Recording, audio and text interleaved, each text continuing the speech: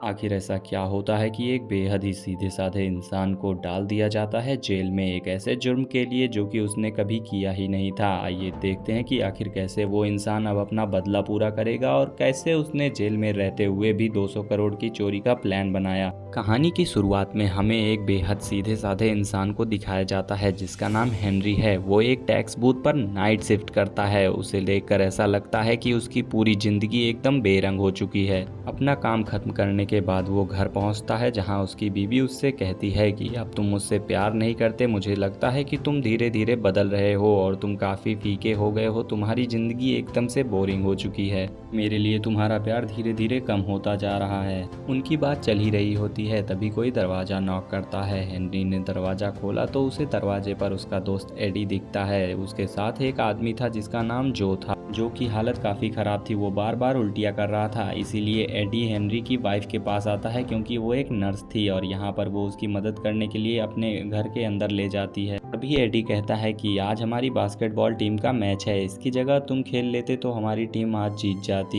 ये ऐसी हालत में खेल तो पाएगा नहीं। हेनरी मना करना चाहता था पर एडी उसे किसी तरह मना कर ले जाता है। हेनरी पूछता है कि गेम आखिर खेली कहाँ जाएगी, तो एडी कहता है कि बस 15 मिनट और लगेंगे। इसके बाद वो गाड़ी को रोकने को कहता है और कहता है कि तुम बस यहीं पर रुको और हम 10 मिनट में आते हैं, कुछ ज़रूरी सामान लाना है, और वो गाड़ी को चालू रखने को कहकर चला जाता है।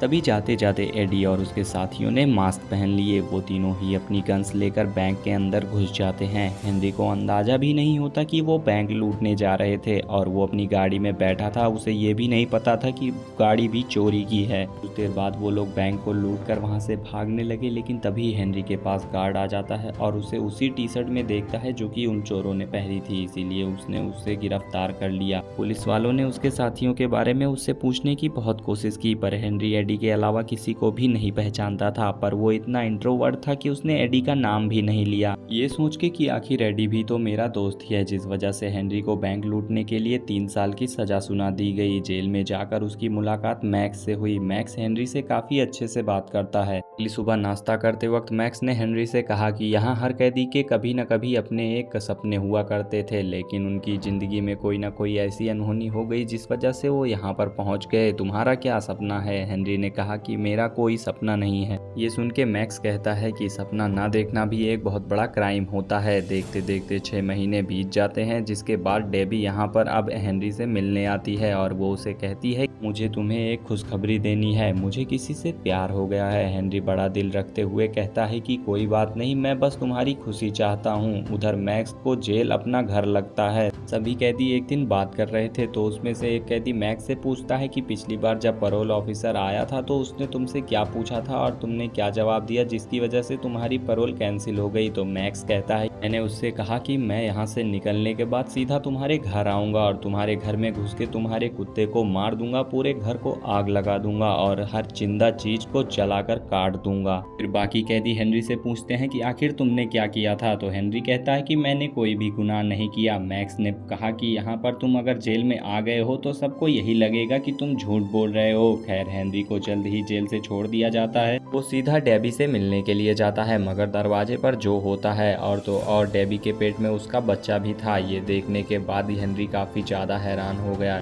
डेबी हेनरी से पूछती है कि अब तुम आगे क्या करोगे, पर उसके जवाब देने से पहले वहाँ पर जो आकर उसे अपने साथ एक जॉब के लिए ऑफर करता है और उसे थैंक्स भी कहता है, ये कहकर कि कोर्ट में उसने उसका नाम नहीं लिया था जिसकी वजह से वो जेल जाने से बच गया। हेनरी कहता है कि मुझे तो तुम्हारा नाम भी नहीं पता, और ये कहकर वो वहाँ से चुपचाप चला जाता है। इसके बाद हेनरी सामने रोड क्रॉस कर ही रहा होता है तभी उसे एक गाड़ी टक्कर मार देती है। गाड़ी जूली नाम की एक औरत चला रही थी। जूली हेनरी पर चिल्लाती है पर फिर वो उससे पूछती है कि तुम ठीक तो हो। तभी वहाँ पर बैंक का गार्ड भी आ जाता है और उसे एम्बुलेंस बुलाने को कहने लगता है, लेकिन हेनरी मना कर देता है। जिसके बाद गार्ड उसे सहारा देते हुए अपने साथ कैफे तक ले जाता है जहाँ उसका पीछा करते हुए जूली भी आ जाती है। तभी हेनरी कहता है कि मैंने तुम्हें कहीं तो देखा है। वो बोलती है कि मुझे मत देखो, सड़क पर ध्यान से देख कर चला करो। ये कहते हुए वो वहाँ से चली गई। हेनरी बाथरूम में गया, वहाँ उसकी नज़र दीवार पे चिपकी एक न्यूज़ पर पड़ी जो कि 80 साल पुरानी न्यूज़पेपर की कटिंग होती है जिसमें बैंक में चोरी का जिक्र हुआ था और वो उस अंडरग्राउंड टनल से की गई थी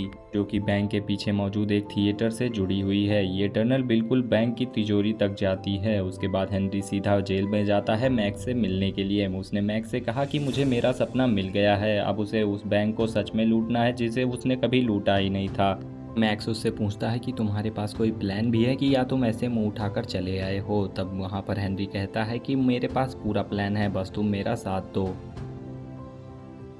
इन सब के बाद हेनरी सीधा थिएटर जाता है जहां जूली अपने नाटक का रिहर्सल कर रही थी। नाटक के समय डायरेक्टर उस पर काफ़ी भड़कता है और उसे काफ़ी डांट लगाता है, जिसके बाद वो गुस्से में कॉफ़ी पीने चली गई। जाते जाते उसने हेनरी से कहा कि तुम कहीं मेरा पीछा तो नहीं कर रहे। हेनरी मना करके उसके पीछे कॉफ़ी शॉप में चला गया। वहाँ उसने जूली की एक्टिंग की तारीफ भी की, जहाँ पर जूली ने उससे कहा कि तुमने एक्सीडेंट का केस नहीं किया, जिसके लिए वो उसका थैंक्स भी कहती है। दूसरी ओर मैक्स ने भी पैरोल के लिए अप्लाई कर दिया था। कुछ सवालों के बाद उसे छुट्टी भी मिल जाती है। मैक्स बाहर आया तो हेनरी से पूछने लगा कि तुम्हारी गाड़ी कहाँ है। हेनरी ने कहा कि मेरे पास कोई भी गाड़ी नहीं है, क्योंकि वो खुद ही पैदल चल के आया था। जिससे मैक्स कहता है कि मुझे एक बार फिर से अंदर में ले लो, मुझे जेल से बाहर नहीं आना था। मैक्स को हेनरी अपना प्लान बताता है तो मैक्स कहता है कि क्या यही तुम्हारा प्लान है चोरी करने का? तुम पागल हो गए हो, तुम्हारे पास बंदूकें भी हैं या नहीं? हेनरी मना कर देता है और कहता है कि हम किसी को नुकसान नहीं पहुंचाएंगे। मैक्स ने कहा कि ठीक है, पर पिछली चोरी की वजह से बैंक वालों ने तिजोरी की जगह तो बदल दी होगी। इस बात का पता लगाने के लिए उन्हें बैंक जाना होगा। बैंक जाकर वो असिस्टेंट मैनेजर से मिले। उन्हें अंदर जाते हुए बैंक के गार्ड ने बहुत ध्यान से देखा। मैक्स ने बड़ी चालाकी से बात बात में ही कंफर्म कर लिया कि बैंक की तिजोरी आखिर कहाँ पर बनी है। बाहर जाते वक्त गार्ड फिर से उन्हें शक भरी निगाहों से घूरता है। इसके बाद दोनों ही टनल का पता लगाने के लिए थिएटर में चले जाते हैं, जहाँ जूली उसे फिर से देखती है और वो एकदम से हैरान हो जाती है। इस बार मैक्स भी उसके साथ था, लेकिन तभी मैक्स बोल पड़ा कि जब मैं जवान था तो मैंने यहाँ बहुत सारे प्लेस किए थे, हेनरी को यही दिखाने लाया हूँ। आपको एतराज़ ना हो तो मैं थिएटर को अंदर से देख सकता हूँ, मेरी यहाँ पर बहुत सारी यादें हैं। तो जूली उसे हाँ कर देती है और अंदर जाने के बाद वो हेनरी से पूछती है कि क्या ये इंसान तुम्हारा पिता है? हेनरी ने कहा नहीं, वो बस मेरे पुराने दोस्त हैं। दूसरी ओर थिएटर का आदमी मैक्स को थिएटर दिखाते हुए टनल की दीवार के पास ले गया, जहाँ मैक्स दीवार का पूरा जायजा लेता है। और यहाँ पर हम देखते हैं कि जूली हेनरी से पूछती है कि तुम काम क्या करते हो? तो हेनरी सीधा सीधा बता देता है कि मैं हाल ही में जेल से छूटा हूँ। जूली सुनकर हैरान हो जाती है और पूछती है कि तुमने मर्डर किया था क्या? तो हेनरी बोलता है कि लंबी कहानी है, हम बाद में डिनर करते हुए बात करेंगे। घर जाकर मैक्स ने बताया कि वो टनल एक ग्रीन रूम की दीवार से जाती है, तो हमें कुछ भी करके उस ग्रीन रूम को हथियाना पड़ेगा। पर हेनरी का ध्यान तो जूली में लगा था। उसने मैक्स से पूछा कि मैं कैसा लग रहा हूँ, क्योंकि आज यहाँ पर उसे उसके साथ डेट पर जाना था। मैक्स ने कहा कि तुम बिल्कुल चोमू लग रहे हो।